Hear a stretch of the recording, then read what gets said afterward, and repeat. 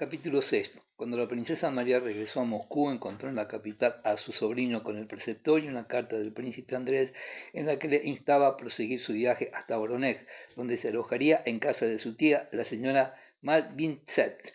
Las preocupaciones inherentes a la mudanza de casa, la obligación de una nueva existencia en un ambiente desconocido, la educación de su sobrino, en fin, todo ese cúmulo de circunstancias ahogaron por un tiempo en el alma de la pobre muchacha las tentaciones que la habían atormentado durante la enfermedad de su padre, después de la muerte de éste y sobre todo luego de su encuentro con Rostov, profundamente triste e inquieta al dolor que le causaba la muerte de su padre, venía a sumarse el que le producían los desastres de Rusia, y a pesar de los meses de vida tranquila y apacible que acababa de pasar, estos penosos sentimientos se hacían en ella cada vez más intensos. El peligro que corría su hermano, el único familiar próximo que le quedaba y los cuidados que le daba la educación de su sobrino la preocupaban constantemente. No obstante, había logrado dominarse y ahuyentar los sueños y esperanzas que había acariciado cuando se encontró por primera vez con Rostov. Al día siguiente de la velada, la esposa del gobernador se dirigió por la mañana a casa de la señora Malvintsett para comunicarle su proyecto. Teniendo en cuenta que las circunstancias no eran propicias para un noviazgo en toda regla, la esposa del gobernador expuso su punto de vista que tendían a demostrar que nada impedía que los jóvenes pudieran conocerse mejor y solicitó de la tía de la princesa María su consentimiento para ello, lo que ésta otorgó de buen grado. María, puestas de acuerdo sobre este punto, la mujer del gobernador habló en presencia de la princesa María, a la que contó el rubor que se apoderó de Nicolás y al oír pronunciar su nombre. La princesa, en lugar de experimentar un sentimiento de alegría, se sintió invadida por un indecible malestar. No gozaba ya en su foro interno de aquella serenidad de la que tan orgullosa estaba y se dio cuenta de que sus esperanzas, sus dudas y sus remordimientos despertaban en ella una fuerza renovada. Durante los días que transcurrieron entre aquella visita y la de Rostov, la princesa María no cesó de pensar en la línea de conducta que debería seguir al respecto a Nicolás. Tan pronto tomaba la resolución de no aparecer en el salón de su tía bajo el pretexto de que estaba de luto, no obstante, juzgar incorrecto tal proceder con quien tan gran servicio le había prestado, como le parecía que su tía y la mujer del gobernador formaban proyectos acerca de ella y de Rostov, aun cuando se decía a sí misma que solo la perversidad de la naturaleza le hacía pensar en cosas semejantes. ¿Cómo podía creerlas capaces de pensar en casarla cuando todavía no se había quitado el velo y sin embargo se ingeniaba en hilvanar las frases en las cuales recibiría a Nicolás? Unas le parecían excesivas, otras frías, otras triviales, de ninguna de ellas acababa de satisfacerla, y por otra parte sentía que la emoción acabaría por turbarla. Cuando el domingo después de la misa el criado le anunció la llegada del conde Rostov, sus mejillas se tiñeron de púrpura y sus ojos se tornaron más brillantes que de costumbre. ¿Le ha visto usted, tía?, preguntó la princesa María con acento tranquilo y no llegando a explicarse el perfecto dominio que tenía de sí misma. Cuando entró Rostov, la princesa bajó la cabeza el tiempo justo para que Nicolás saludara a su tía, y levantándola de nuevo, sus miradas se encontraron. Con un gesto lleno de gracia y de dignidad, le tendió su mano fina y suave, y las cuerdas de una exquisita dulzura que hasta entonces habían permanecido mudas oyeron vibrar en el timbre de su voz. La señorita Bourrienne, que casualmente se hallaba presente, la miró con estupor. La más artificiosa coqueta no hubiese maniobrado con mayor habilidad respecto de un hombre a quien quisiera cautivar. O el negro le sienta a maravilla, o efectivamente ha embellecido mucho, sin que yo me diera cuenta. ¡Qué tacto! ¡Qué gracia!, pensaba la francesa. Si en aquellos momentos la princesa María hubiera sido capaz de reflexionar, sin duda se hubiese asombrado más que la señorita Bourrienne del cambio que se había operado en ella. Apenas se posaron sus ojos sobre aquel rostro que tan querido le era, cuando una fuerza desconocida, cuyo influjo le impedía a orar y hablar al margen de su propia voluntad, le invadió por entero, cual un jarrón cuyos arabescos no ofrecen más que una mezcolanza de líneas opacas y confusas hasta el momento en que una luz intensa alumbra sus transparentes paredes. Las facciones de la princesa se transfiguraron y se iluminaron con una belleza insospechada. Primera vez el trabajo interior al que se había entregado su alma, sus sufrimientos, sus aspiraciones al bien, su resignación, su amor y su abnegación se exteriorizaron en el fulgor de su mirada, en el encanto de su sonrisa y en cada uno de los rasgos de su delicado rostro. Rostov advirtió todo esto tan claramente como si hubiese conocido a la princesa desde mucho tiempo atrás. Comprendió que se hallaba ante él un ser diferente de cuantos había encontrado hasta entonces, superior a todos los demás y sobre todo a sí mismo. La conversación abordó los temas más variados. Se habló de la guerra, del último encuentro entre ambos, que Nicolás apenas posó, de sus padres y de la mujer del gobernador. La princesa María no hizo ninguna alusión a su hermano e incluso cambió de conversación cuando su tía se refirió a él. El tema la afectaba demasiado para que pudiera ser objeto de una conversación trivial.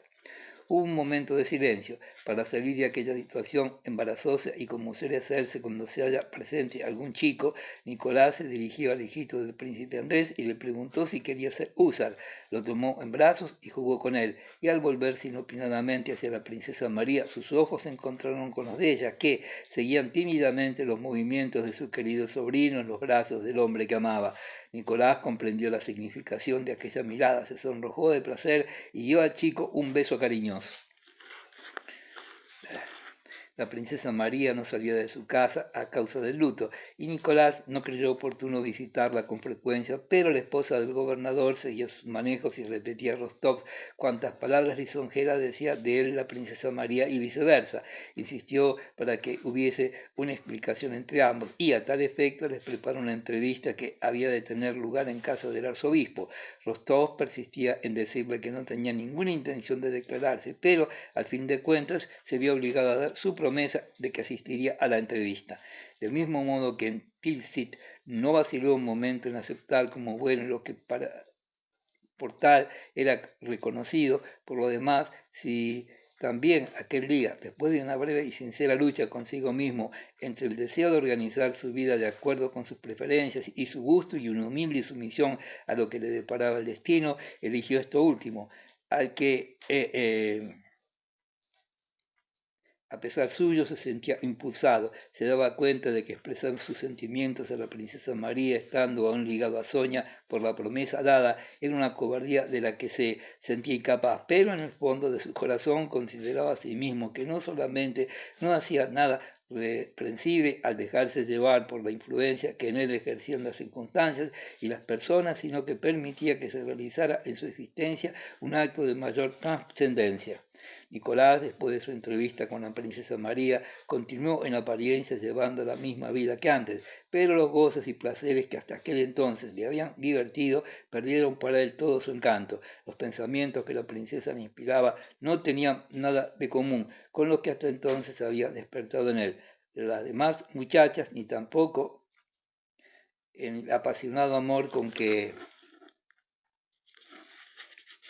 tiempo atrás había inspirado ante él la imagen de Sonia. Como Nicolás era hombre de sanas ideas, asociaba la mujer a sus sueños de matrimonio e invariablemente se representaba a ésta con una bata blanca sentada detrás del samóvar y rodeada de hijos que dirían papá y mamá. Pero cuando pensaba en la princesa María no podía imaginar cómo había de ser su futura vida conyugal.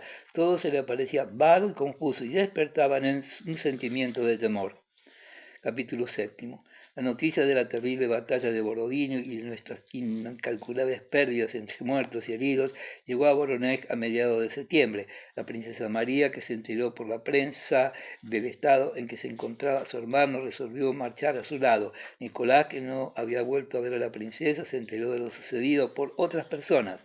Aquellos acontecimientos no despertaron en su alma ni desesperación ni deseo de venganza, pero se sentía ya inquieto en Voronezh. Todas las conversaciones le parecían falsas, no acertaba a enjuiciar debidamente lo que había ocurrido y se decía que no se daría exacta cuenta de ello hasta que se encontrara de nuevo en el ambiente de su regimiento. Se apresuró pues a ultimar sus compras de caballos y con frecuencia, sin motivo alguno, se mostraba encolerizado con el asistente y el furriel. Algunos días antes de su marcha se celebró en la catedral una misa con Te Deum en acción de gracias por las victorias alcanzadas por las tropas rusas. Nicolás fue a la iglesia como todos los demás militares. Se colocó a algunos pasos del gobernador en el sitio que por su jerarquía le correspondía y durante todo el oficio cruzaron por su mente los más encontrados pensamientos. Terminada la ceremonia, la esposa del gobernador le hizo seña de que se acercase. ¿Has visto a la princesa?, le preguntó, indicando una dama vestida de negro situada muy cerca del altar.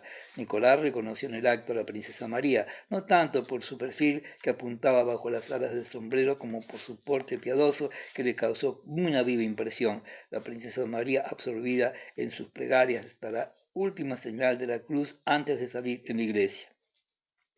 La expresión de su rostro sorprendió a Nicolás. Sus facciones reflejaban la lucha pertinaz de su alma. Eran las mismas, pero una llama interior las iluminaba con una luz diferente. En aquel instante la princesa María era la imagen más conmovedora del dolor, de la oración y de la fe. Sin tener en cuenta la opinión de su protectora, sin preguntarse si era o no conveniente dirigirle la palabra en la iglesia, Nicolás se acercó a la princesa María y le dijo que se asociaba sinceramente al nuevo dolor que acababa de experimentar. No bien oyó la voz de Rostov, un sentimiento de pesar y alegría al mismo tiempo iluminó súbitamente el rostro de la princesa. Solo quería decirle, princesa, prosiguió Rostov, que siendo el príncipe Andrés comandante del regimiento, la noticia de su muerte, caso de ser cierto, hubiera aparecido en los periódicos. La princesa le miró sin comprender el sentido de sus palabras, pero muy satisfecha por la expresión de simpatía que vio reflejada en su rostro. Conozco muchos casos, prosiguió Nicolás, en que la herida causada por una esquirla de obús no reviste ninguna gravedad y no es siempre mortal. No cabe más que esperar, y tengo la seguridad de que... Ah, sería terrible, exclamó la princesa María interrumpiéndole. La emoción que le embargaba le impidió terminar la frase. Inclinó la cabeza con un gesto gracioso, dirigió a Rostov una mirada de agradecimiento y se reunió con su tía. Aquella noche Nicolás se quedó en su casa a fin de ultimar todos los asuntos pendientes con los trastantes de caballos. Al terminar su trabajo, que fue breve, se puso a pasear de un extremo a otro de la habitación y, en contra de su costumbre, hizo desfilar por su mente toda su existencia anterior. La entrevista que por la mañana había sostenido con la princesa María había causado en él una impresión demasiado profunda para que pudiera entregarse despreocupadamente al reposo. Las facciones finas, pálidas y llenas de melancolía de la princesa, su mirada luminosa, su gestos suaves y graciosos y sobre todo aquel dolor tierno y profundo que traslucía toda su persona, le sumían en un estado de turbación y daban pie a la simpatía que sentía por ella. No eran del agrado de Rostov los hombres que dan muestras de una superioridad moral y esta era la causa de su ojeriza respecto del príncipe Andrés, a quien tildaba de filósofo y soñador, pero en el caso de la princesa María, su dolor, en el que entreveía la hondura de aquel mundo espiritual, en el que no había logrado penetrar, le atraía de una manera irresistible. ¡Qué maravillosa mujer! Debe ser un verdadero ángel. ¿Por qué no soy libre? ¿Por qué me apresuré tanto con Sonia? Involuntariamente establecí una comparación entre la ausencia en una y la abundancia en otra de esos dones del alma que él no poseía y de los cuales por esta razón hacía tanto caso. Me complacía en representarse en su imaginación como hubiera obrado en caso de ser libre, cómo habría pedido la mano de la princesa María y cómo ésta hubiese llegado a ser su mujer, pero tales pensamientos le turbaban y no veía ante sus ojos más que confusas imágenes. Le parecía imposible asociar a la princesa María a una riente vida conyugal, la amaba sin comprenderla. En cambio, en los recuerdos de Sonia, todo era diáfano y sencillo, porque nada vago y misterioso veía Nicolás en ella. ¿Cómo rezaba? Decíase, si su fe es la fe que mueve las montañas, yo estoy convencido de su oración será escuchada. ¿Por qué no rogaré yo así por todo aquello que me es tan necesario? ¿Qué es lo que me falta? Ser libre y romper mi compromiso con Sonia. La mujer del gobernador tenía razón. Mi matrimonio con ella sería una sarta de desdichas. La desesperación de mamá, los negocios. ¡Ah, qué conflicto! ¡Qué conflicto! No, no la amo. No la amo como debería amarla. ¡Ay, Dios mío! ¿Quién me ayudará a abrirme paso en este callejón sin salida? Exclamó, dejando su pipa en un rincón de la habitación y juntando las manos llenas su alma de la imagen de la princesa María. Se situó ante el icono, asomaron las lágrimas a sus ojos y se puso a orar como un largo tiempo no lo había hecho. De pronto se abrió la puerta y entró la brusca trayéndole algunas cartas. Imbécil, ¿cómo te atreves a entrar sin que te haya llamado? Dijo Nicolás, cambiando inmediatamente de actitud. Ha llegado un correo de parte del gobernador, repuso la brusca con voz soñolienta. Ha traído 2 cartas para usted. Bien, gracias, vete. Nicolás tomó las 2 cartas, una de ellas era de su madre y la otra de Sonia. Fue esta la que primero abrió. En cuanto hubo leído tan solo unas cuantas líneas, su rostro palideció y sus ojos expresaron a un tiempo el temor y la alegría. No, es imposible, exclamó en voz alta. Tal agitación se apoderó de él que no pudo permanecer en su sitio y prosiguió la lectura de la carta, paseándose por la habitación a grandes zancadas. La leyó una y otra vez y por último, encogiéndose de hombros, boquiabierto y con los ojos fijos, se detuvo en medio de la estancia. Su oración había sido escuchada. Había quedado tan estupefacto como si se tratara en realidad de la cosa más extraordinaria del mundo. En tal pronta realización de sus deseos, creyó ver la hora no ya de Dios, sino de un azar cualquiera. La inesperada carta de Sonia había cortado el nudo gordiano que encadenaba su porvenir. Le escribía la pérdida de la mayor parte de la fortuna de los Rostovs, la consecuencia de las desdichadas circunstancias de los últimos tiempos y el deseo varias veces expresado por la condesa de que Nicolás se casara con la princesa Volkonsky. Su silencio, su frialdad, todos estos motivos reunidos le habían decidido a desligarse de su promesa y a devolverle la palabra dada. Me es demasiado penoso, decía Sonia en su carta, pensar que pueda ser causa de desdichas y resquemores en el seno de una familia que me ha colmado de venturas. Mi amor no tiene otro objeto que la felicidad de quienes amo. Yo te suplico, Nicolás, que recobres tu libertad y que creas, a pesar de todo, nadie te amará más profunda que tu Sonia. La segunda carta era de la condesa. Describía en ella sus últimos días en Moscú, su marcha, el incendio, su ruina completa. Añadía que el príncipe Andrés, gravemente herido, viajaba con ellos y que el doctor confiaba en salvarle. Sonia y Natacha se habían constituido en sus enfermeras. Al día siguiente por la mañana, Nicolás fue a llevar esta carta a la princesa María, la cual no hizo ningún comentario respecto a los cuidados que Natacha prodigaba al mal herido. Esta carta estableció entre ellos algo así como un lazo de parentesco. Nicolás asistió a la marcha de la princesa Yaroslav y partió enseguida para incorporarse a su regimiento. Capítulo 8. La carta de Sonia, escrita en el monasterio de la Trinidad, era la consecuencia de los múltiples incidentes que habían ocurrido en la familia Rostov. El deseo de que Nicolás se casara con una rica heredera dominaba todas las preocupaciones de la condesa, y Sonia, el principal obstáculo a sus ojos, se sintió dolorida de ello, sobre todo después del relato del encuentro de Nicolás con la princesa María. La condesa no desperdiciaba ocasión alguna en desherir cruelmente a Sonia. Pocos días antes de partir de Moscú, la condesa, desasosegada por todos los desastres que la abrumaban, llamó a su sobrina, pero en lugar de dirigirle toda suerte de reproches, le suplicó con lágrimas en los ojos que se apiadara de ellos y que rompiera su compromiso con Nicolás, satisfaciendo así la deuda que había contraído con quienes la habían recogido. No estaré tranquila hasta que me lo hayas prometido, dijo la condesa. Sonia respondió con sollozos que estaba dispuesta a todo, pero no se sintió con ánimos para dar ninguna promesa formal. Su abnegación por la familia que la había acogido no conocía límites y su situación en la casa era de tal índole que solo podía dar muestras de su agradecimiento con continuos sacrificios. Sentía que cualquier acto de abnegación de su parte realzaba su valor a los ojos de los demás y la hacía más digna de Nicolás, a quien tanto adoraba. Ahora el sacrificio que se le exigía representaba para ellos una total renuncia a lo que constituía la recompensa del pasado, a lo que da valor a la vida. Por primera vez sintió oprimirse el corazón con amargos pensamientos y llegó a odiar a los que le habían sacado de la miseria para infligirle un sufrimiento todavía mayores. Sentía animadversación por Natacha, que no solamente no había sido jamás violentada en sus sentimientos, sino que, al contrario, imponía los suyos propios a cuantos la rodeaban, no obstante lo cual todo el mundo la apreciaba. También por primera vez se dio cuenta de que su amor tan puro y apacible hasta entonces se trocaba en una pasión violenta, al margen de las leyes, de la virtud y de la religión. Fue bajo el impulso de estas tempestuosas sensaciones como Sonia respondió a la condesa en términos vagos, resuelta a verificar una entrevista con Nicolás con la intención no de dispensarle de la palabra dada, sino al contrario, de unirse a él para siempre.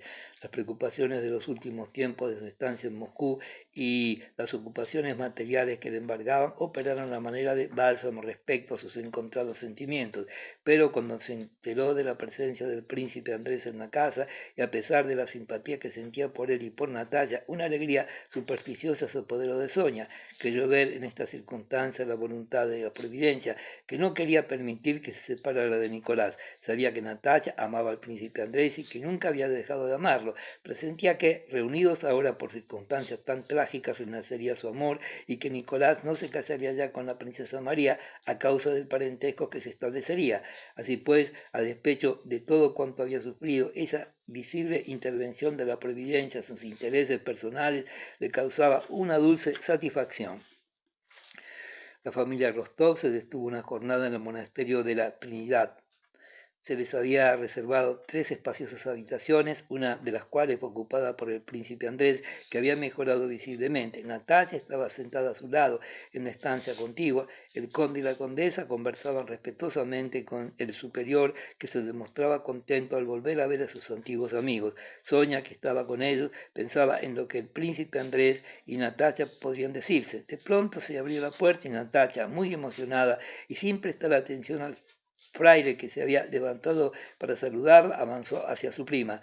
¿Qué estás haciendo, Natalia? Ven acá, le dijo su madre. Natalia se acercó al religioso para recibir su bendición y ésta la instó a que implorara la ayuda de Dios y del bienaventurado San Sergio.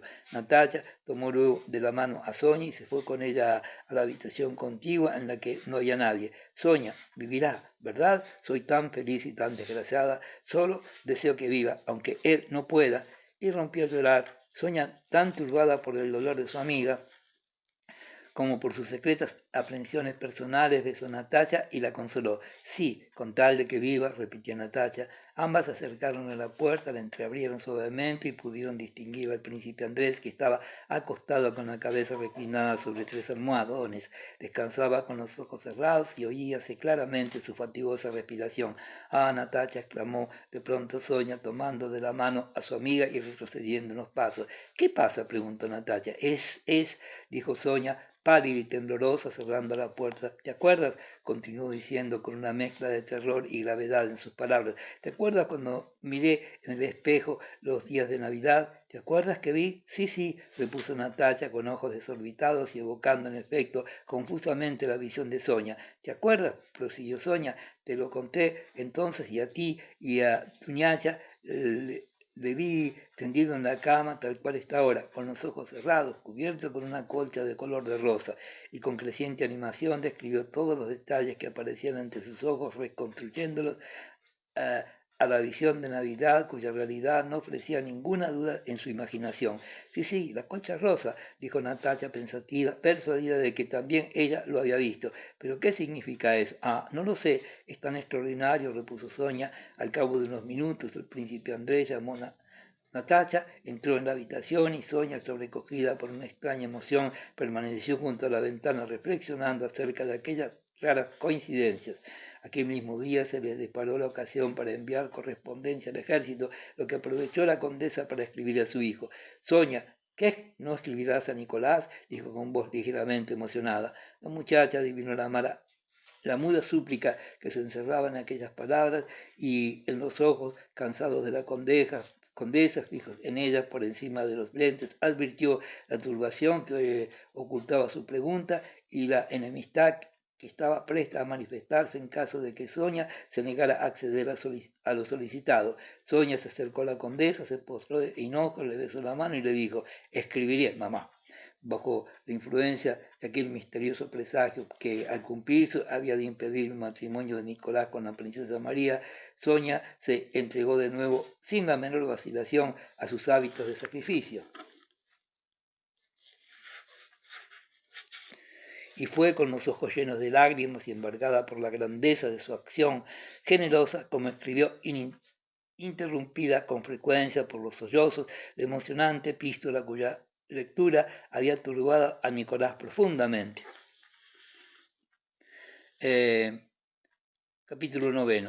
Al llegar al cuerpo de guardia, el oficial y los soldados que habían detenido a Pedro se le trataron con cierta dureza, recordando sin duda la lucha que habían tenido que sostener por culpa suya.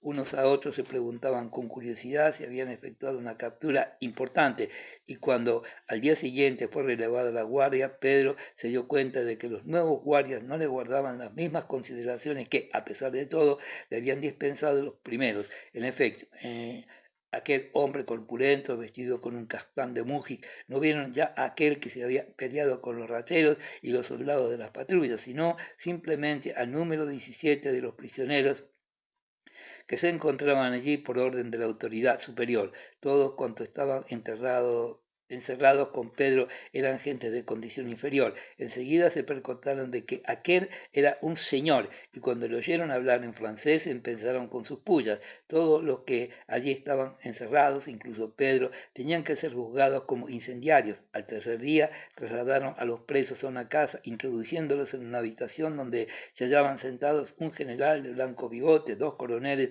y otros franceses. El general interrogó a los prisioneros con aquella precisión propia de los seres que están por encima de las flaquezas humanas. ¿Quién eres? ¿En dónde estabas? ¿Con qué intención? Etcétera. Estas preguntas que soslayaban el fondo de la cuestión y se apartaban por esta razón de la posibilidad de descubrirla, tendían al objetivo que persiguen todos los interrogatorios de los jueces, a saber, señalar al inculpado el camino a seguir para llegar al resultado deseado, o, dicho de otro modo, acusarse a sí mismo. Pedro, como todos los que se hallaban en el mismo caso, se preguntaba estupefacto por qué se le hacían tales preguntas, que parecían después de todo benévolas y corteses. Se daba cuenta de que estaba en poder de aquella gente, en poder de aquella fuerza que él mismo había atraído hacia sí, a quienes le asistía el derecho de exigirle respuestas comprometedoras. Se le preguntó, pues, lo que hacía cuando lo detuvieron. Pedro, con grave continente, repuso que estaba buscando a los padres de una chica que había salvado de las llamas. ¿Por qué te peleabas con un ratero? Pedro contestó que defendía a una mujer, como está obligado a todo el mundo a defender a una mujer. La interrumpieron. Esta digresión nada tenía que ver con lo que se debatía. ¿Por qué estabas en el patio de la casa incendiada? Porque le había ido a ver lo que pasaba en la ciudad. Volvieron a interrumpirle. No se le preguntaba a dónde se dirigía, sino por qué se hallaba presente en el incendio. Luego se le preguntó su nombre, pero Pedro se negó a contestar. Al notar esta respuesta, dijo el general, esta no está muy bien, más aún, está muy mal, y dio orden de que se retiraran los acusados. Al cabo de 4 días de la detención de Pedro, el incendio comenzó a lamer los muros del barrio donde se hallaban encerrados. Pedro y sus 13 compañeros fueron trasladados a otra parte y recluidos en un cobertizo de una casa cerca de King's Rock.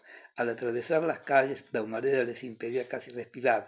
Las llamas iban ganando terreno. Sin comprender aún toda la importancia que había de tener el incendio, de Moscú contempló horrorizado aquel espectáculo. Durante los 4 días que permaneció con sus compañeros en la nueva prisión, supo por los soldados que le custodiaban que se esperaba de un momento a otro la decisión que respecto de ellos había de tomar el mariscal. ¿Qué mariscal? Lo ignoraban. Los días que transcurrieron hasta el 8 de septiembre, fecha en que tuvo lugar su segundo interrogatorio, fueron los más penosos que Pedro había pasado hasta entonces.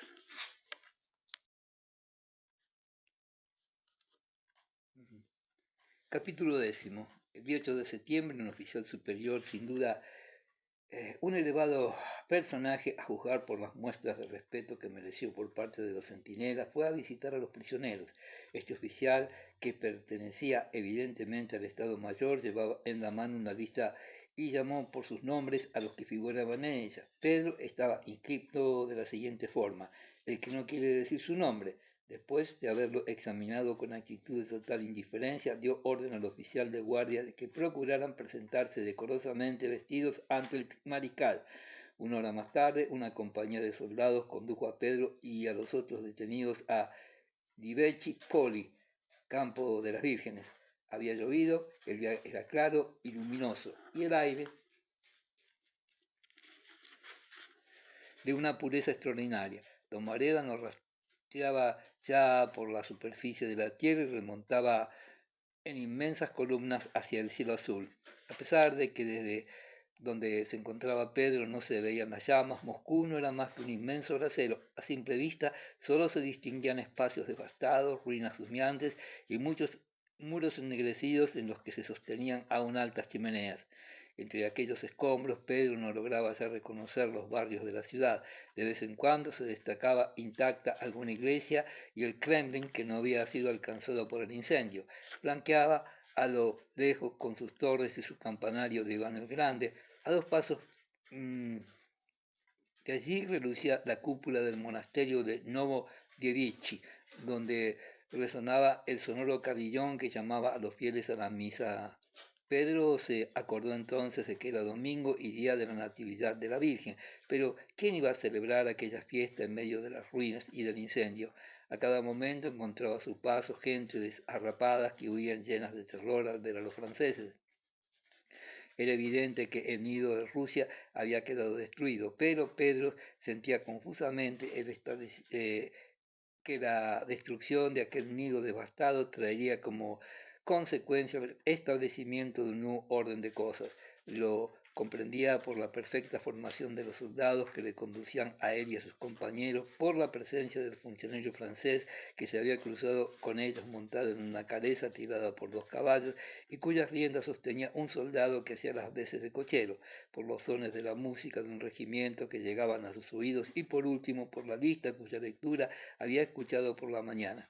Y en aquellos momentos en que le conducía Dios sabe a dónde, adivinaba que el rostro de los que le custodiaban, que las medidas tomadas respecto de los prisioneros serían irremisiblemente ejecutadas y se daba cuenta de que él no era más que una brizna de paja que había caído en el engranaje de una máquina desconocida, pero que funcionaba con implacable regularidad.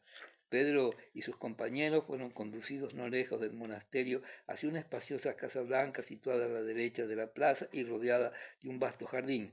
Era la residencia del príncipe Sherbatov, a quien en otro tiempo había frecuentado y donde se alojaba actualmente. Al decir de los soldados, el mariscal príncipe Khmul se lo introdujo uno a uno. Pedro era el número 6. Atravesó una galería de cristales y un vestíbulo y entró finalmente en un despacho largo, estrecho y bajo de techo que sobradamente conocía y junto a cuya puerta estaba de pie un ayudante de campo. Davud, sentado en otro extremo de la habitación, con los lentes cabalgando en la punta de la nariz y atareado en descifrar un papel que tenía extendido sobre la mesa, ni siquiera levantó los ojos. ¿Quién eres?, preguntó en voz baja dirigiéndose a Pedro, que se había detenido cerca de él. Pedro no contestó, no se sentía con fuerzas para hacerlo, pues para él Davout no era simplemente un general francés, sino un hombre cuya crueldad era de todo el mundo conocida. Al contemplar aquel rostro duro y frío que recordaba el de un pedagogo severo que se digna dar muestras de cierta paciencia en espera de la respuesta solicitada, Pedro se dio cuenta de que un solo segundo de vacilación podía costarle la vida. Pero, ¿qué decir? Repetir lo que había dicho en el primer interrogatorio le parecía inútil, y revelar su nombre y su posición era peligroso y vergonzoso. El silencio se iba prolongando, pero Davout, sin darle tiempo a interrumpirlo, levantó la cabeza y se quitó los lentes, frunció el ceño y le miró fijamente. «Conozco a este hombre», dijo inopinadamente con duro acento, calculado, sin duda, para atemorizar al acusado. Pedro se estremeció. «No, general, no puede usted conocerme. En mi vida le he visto. Es una espía rusa», dijo Davout, interrumpiéndole y dirigiéndose a otro general. «No, monseñor», repitió Pedro con viveza al acordarse de que Davout era príncipe. «No, monseñor, no puede usted conocerme. Soy oficial de las milicias y no he salido de Moscú». «¿Cómo te llamas?» «Besukov». «¿Cómo podrás demostrarme que no mientes?» «Monseñor», exclamó Pedro con acento más suplicante que ofendido. Davout se puso de nuevo a examinarlo y los segundos que así transcurrieron fueron la salvación de Pedro. A pesar de la guerra y de la opuesta situación en que uno y otro se hallaban, una relación humana se estableció entre aquellos dos hombres. A la primera mirada que el mariscal le había dirigido después de haber consultado la lista que los hombres no eran más que para él números, y Pedro, un incidente, con la mayor tranquilidad lo hubiera mandado fusilar sin creer cometer por ello una mala acción. Durante algunos segundos ambos sintieron confusamente mil sensaciones. Ambos habían comprendido que eran hijos de un hombre, que eran hermanos. ¿Cómo me demostrarás que me dices la verdad? Pedro se acordó de Rambert y de su nombre, el de su regimiento y el de la calle donde se hallaba la casa. Tú no eres el que me has dicho, insistió Davout. Pedro repitió con voz trémula lo que había manifestado a propósito de Rambert. En aquel momento entró en la estancia un ayudante de campo y el mariscal pareció mostrarse muy satisfecho de las noticias que acababan de serle comunicadas. Se dispuso a salir, se había ya olvidado completamente del prisionero y el ayudante de campo se lo hizo notar. Dio orden de que se lo llevaran. Pedro, ¿a dónde? Pedro no pudo averiguarlo. ¿Dónde iban a conducirle? ¿Otra vez al cobertizo o al lugar de suplicio que sus compañeros le habían indicado al cruzar la plaza? Sí, sin duda, repuso Davout a una pregunta que le hizo un subordinado y que Pedro no pudo oír. Finalmente se lo llevaron de la habitación. Jamás pudo recordar cuánto tiempo había durado su marcha. Caminaba maquinalmente, siguiendo el ejemplo de sus compañeros de infortunio. No veía nada y se detenía cuando los otros se paraban.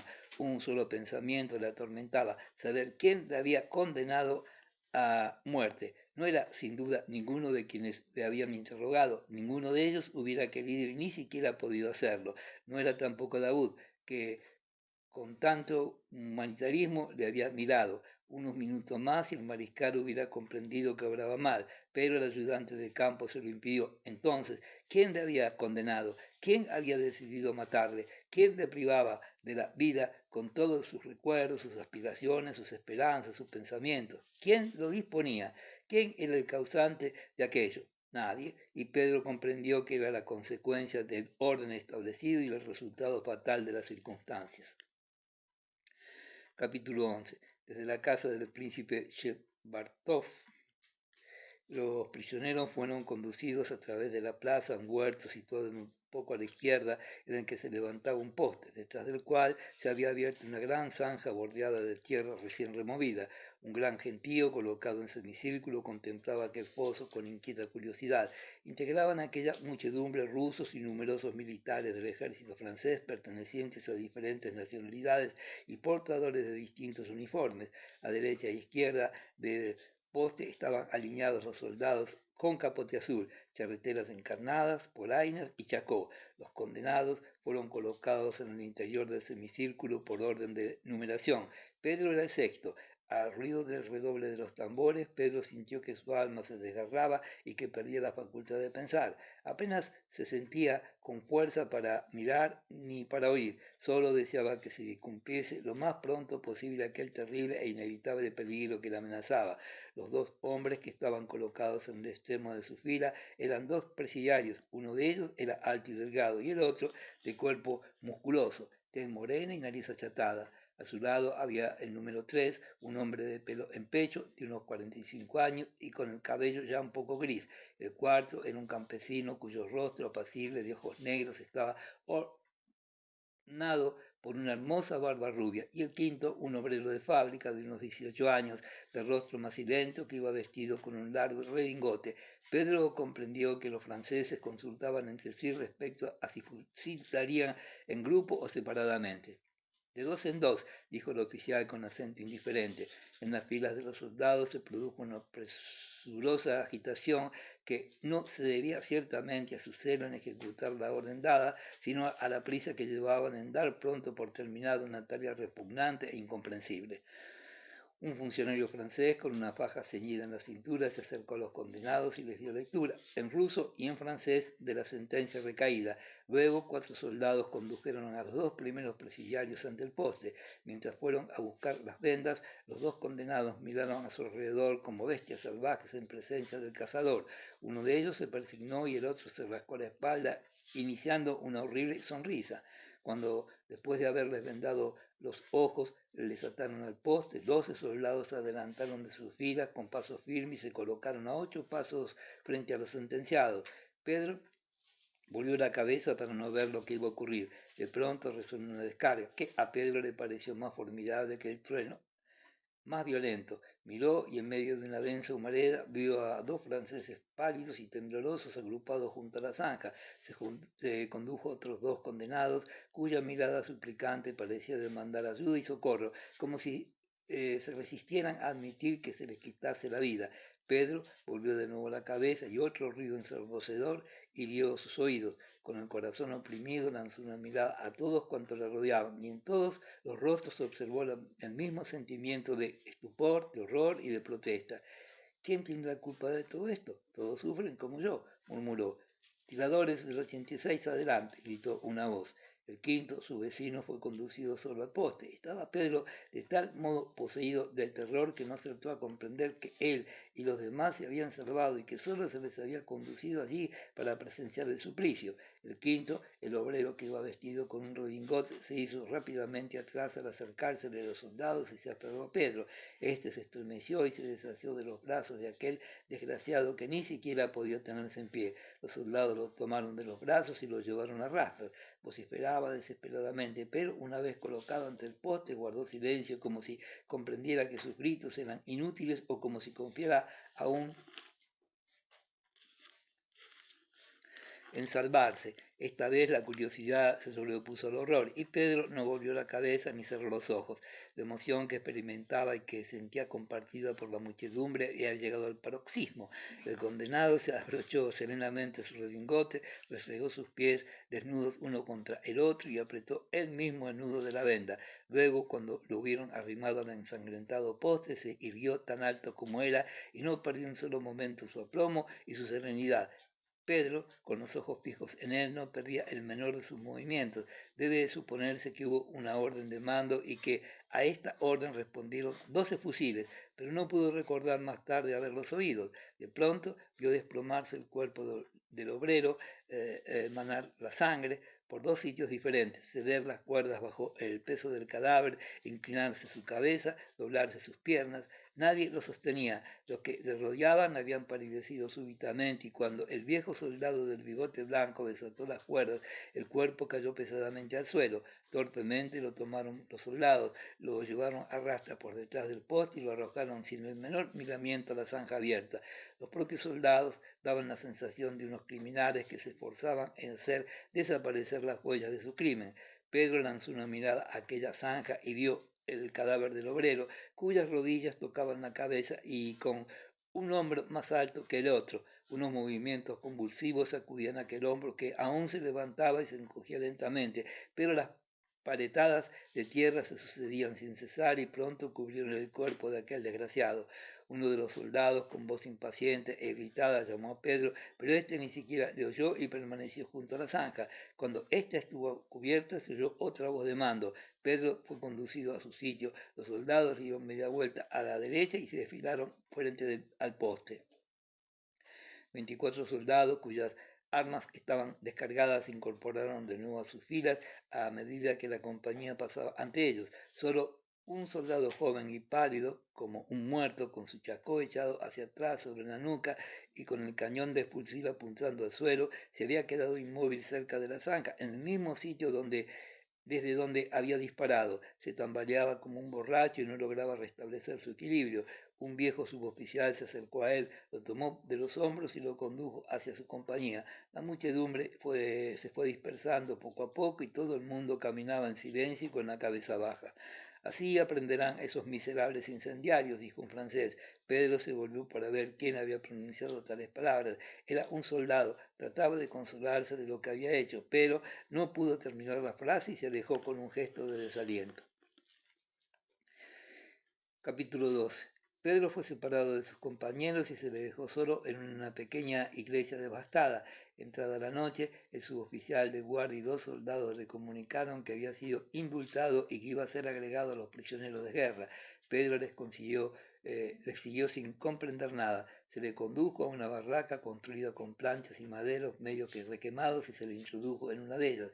Reinaba la más completa oscuridad. Una veintena de hombres le rodeaba sin que acertara a adivinar por qué estaban allí y lo que haría de él. Oía palabras, contestaba preguntas, contemplaba a aquellos hombres, pero sus pensamientos solo funcionaban ya como una máquina. A partir del momento en que había visto cometer por ciegos ejecutores aquellos terribles asesinatos, tenía la sensación de que el nervio que da a la vida su sentido había sido violentamente extirpado de su cerebro y que todo cuanto le rodeaba se había desplomado. Aun cuando no se daba cuenta, había bastado aquel instante para extinguir en su corazón la fe en la perfección de la creación, en el alma humana, en la suya propia y en la existencia de Dios. Pedro había pasado ya por un estado semejante, pero jamás había experimentado sus efectos con tanta fuerza como en aquel momento. En otro tiempo, las dudas que le asaltaban tenían por origen sus propias faltas y errores, y buscaba entonces el remedio en sí mismo, pero en aquel momento el hundimiento de sus creencias, que no dejaba a su lado más que ruinas y escombros, no podía ser imputable. En adelante no podría creer ya en la vida. Se instaló en un rincón de la barraca en medio de un grupo de hombres a quienes su presencia parecía divertir y distraer. Silencio, inmóvil, sentado sobre la paja y apoyado de la espalda en los maderos, abría y cerraba los ojos, perseguido siempre por la horrible visión de las víctimas y de aquellos que, a pesar suyo, habían sido sus verdugos. Su vecino inmediato era un hombre pequeño y encogido, y cuya presencia notó Pedro a causa del acre olor de sudor que despedía a su cuerpo a cada uno de sus movimientos. Pedro no podía verle a causa de la oscuridad, pero sentía instintivamente que aquel hombre levantaba a menudo la cabeza para mirarle. Concentrado todo sobre él, toda su atención, pudo finalmente advertir que aquel hombre se estaba descalzando y se interesó por lo que estaba haciendo. Mirando a hurtadillas, a Pedro se quitó la estrecha banda de tela que envolvía sus pies, volvió a enrollarla lentamente y con el mayor cuidado, y luego efectuó la misma operación con el otro pie. Aquellos tranquilos movimientos que se sucedían con asombrosa regularidad ejercieron una influencia sedante sobre los nervios de Pedro. El hombrecito se instaló lo más cómodamente posible en su rincón y se dirigió a Pedro. ¿Ha sufrido usted muchas miserias, señor? Había en aquella voz gangosa tal acento de simpatía y de bondad que en el momento en que Pedro iba a contestarle se le humedecieron los ojos. El hombrecito lo adivinó y para darle tiempo que recobrara continuó. Vamos, amigo mío, no se lo tome usted así. Se padece un horror y se vive un siglo. A Dios gracias, no estamos muertos todavía. Entre los hombres los hay buenos y malos. Y diciendo esto se levantó con presteza y se alejó. Ah, ha vuelto ya, buena pieza, dijo de pronto aquella voz simpática desde el otro extremo de la barraca. Has vuelto, y eso es señal de que tienes buena memoria, prosiguió el hombre apartando con la mano a un perrito que daba saltos cerca de él. Luego volvió a su sitio llevando en la mano un paquete envuelto con un trapo. Como usted, señor, dijo a Pedro, desenvolviendo el paquete y ofreciéndole papas cocidas al horno. Este mediodía hemos tenido sopa, pero estas papas son excelentes. Pedro no había probado bocado en todo el día y aquel olor le cosquillaba agradablemente el olfato. Dio las gracias al hombre y aceptó el ofrecimiento. ¿Y las coméis tal cual? Preguntó al hombre tomando una papa. La cortó en dos, la sazonó con un poco de sal que tomó del trapo y se lo ofreció a Pedro. Y Pedro creyó no haber comido nunca nada más exquisito. Todo esto no tiene importancia, dijo Pedro, pero ¿por qué han fusilado a aquellos desgraciados? El último apenas tenía 20 años. Chitón, murmuró el hombre, y diga, señor, ¿por qué se ha quedado usted en Moscú? No creía que llegaran tan pronto. Me quedé aquí por casualidad. ¿Y cómo le tomaron a usted? ¿En su casa? Salí a ver el incendio y entonces me detuvieron y me condenaron por incendiario. La injusticia reside donde está la justicia, sentenció el hombre. ¿Y hace mucho tiempo que estás tú aquí? Preguntó Pedro tuteándolo. Yo, desde el domingo, salí del hospital. ¿Eres pues soldado? Soldado del regimiento de Abcherón. La fiebre me iba consumiendo. Nada nos habían dicho. Estábamos allí hospitalizados, 20 camaradas y ninguno de nosotros sabía nada de nada. ¿Y te aburres mucho aquí? ¿Cómo es posible no aburrirse? Me llaman Platón Karatayev, dijo el hombre a fin de facilitar la conversación entre ambos, y los camaradas me han sacado un apodo, el halconcito. Como quieres que no esté triste, añadió tuteándole a su vez. Moscú es la madre de todas las ciudades, pero dime, tú posees sin duda tierras y una casa, tu vaso debe estar siempre lleno, tal vez tengas también mujer, y tus padres viven todavía.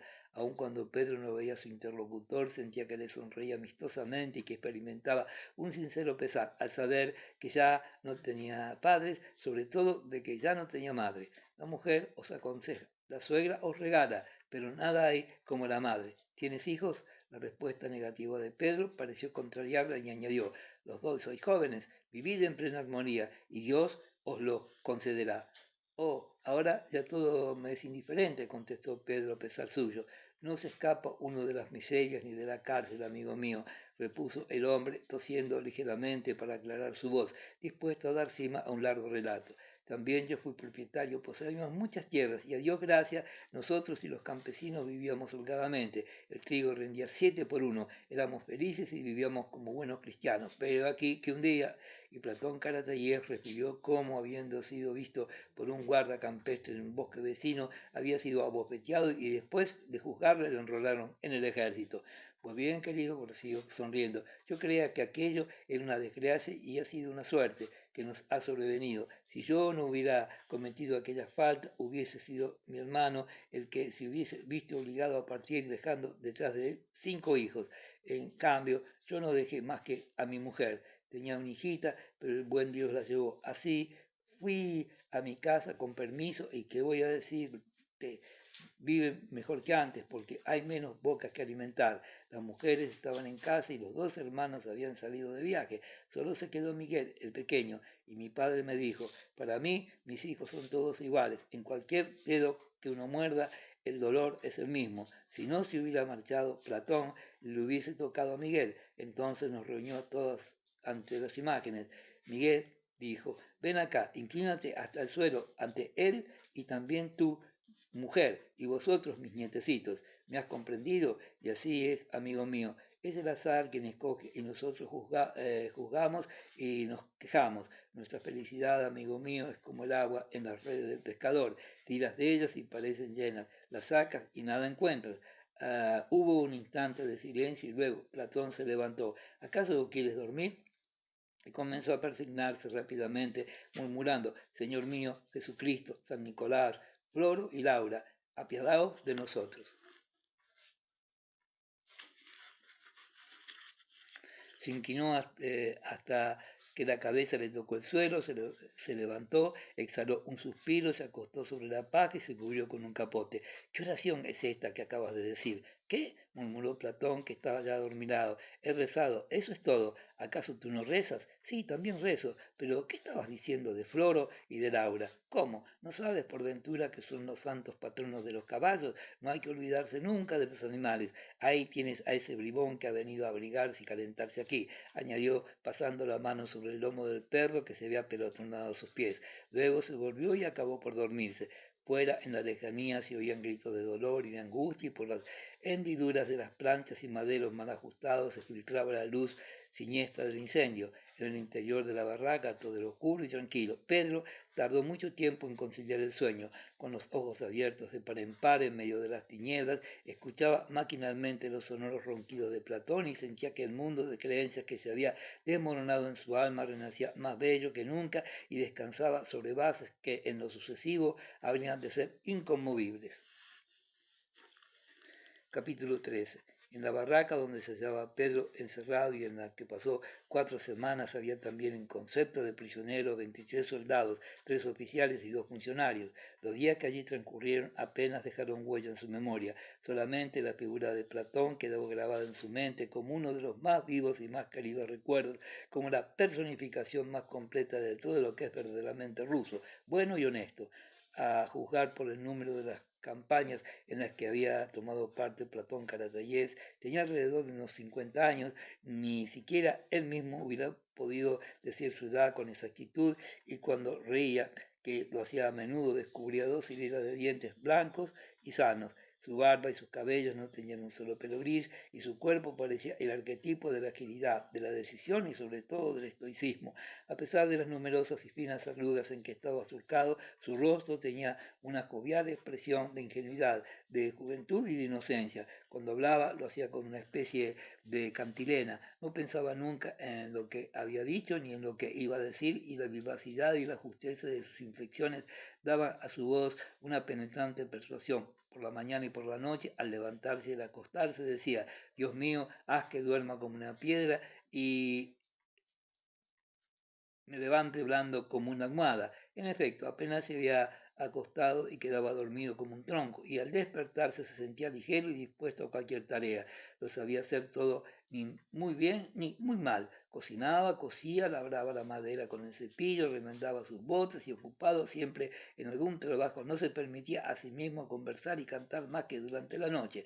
No cantaba como quien sabe que le estaban escuchando, sino como los pájaros del buen Dios, pues el cantar para él era tan necesaria como estar acostado o caminar. Su canto era dulce, tierno, plañidero, casi femenino, en armonía con su grave fisonomía. Cuando después de algunas semanas de encierro volvió a crecer su barba, daba la impresión de haberse desprendido de todo lo que no era él, de la personalidad de prestado que había adquirido en su vida de soldado y de volver a ser como antes, un campesino y un hombre del pueblo. De su lado, con permiso, convierte en camisa sus calzoncillos. Decía, no le gustaba mucho hablar de sus años de servicio militar y repetía con orgullo que nunca le habían pegado. Contaba a lo sumo algún episodio de su vida pasada que había dejado honda huella en su corazón. Los proverbios con que esmaltaba sus relatos no eran improcedentes ni atrevidos como los de sus camaradas. Hacía uso de expresiones populares que empleadas sin ton ni son carecen de valor, pero que aplicadas oportunamente impresionan por su incontenible sensatez. Para los demás prisioneros, Platón no era más que un simple soldado a quien se hacía objeto de incontables pullas y a quien se le hacían continuamente encargos. No obstante, para Pedro fue siempre el arquetipo de la sencillez y de la verdad, tal como lo había adivinado la primera vez que pasó a su lado.